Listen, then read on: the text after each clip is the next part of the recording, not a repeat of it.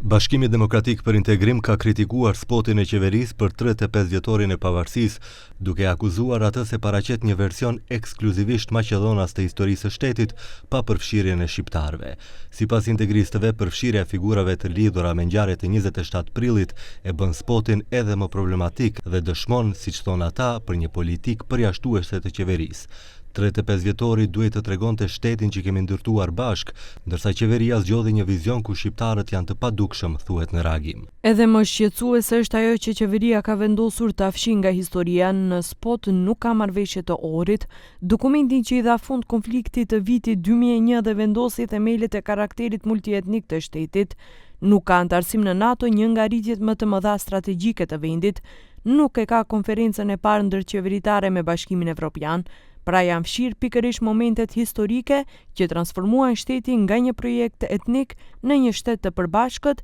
që ankoruar në NATO dhe që hapën rrugën drejt Bashkimit Evropian. I pyetur për këtë, zëdhënësi i Vlenit dhe zëvendësministri i Arsimit Driton Sulejmani tha se nuk e ka parë spotin për 35 vjetorin e pavarësisë dhe nuk është informuar për planifikimin e organizimit. Ta them të drejtën, nuk e kam parë asun spotin dhe nuk di cili është planifikimi i qeverisë lidhe me organizimin që po e përmendni, por do të marrim informata dhe do t'ju njoftojmë patjetër.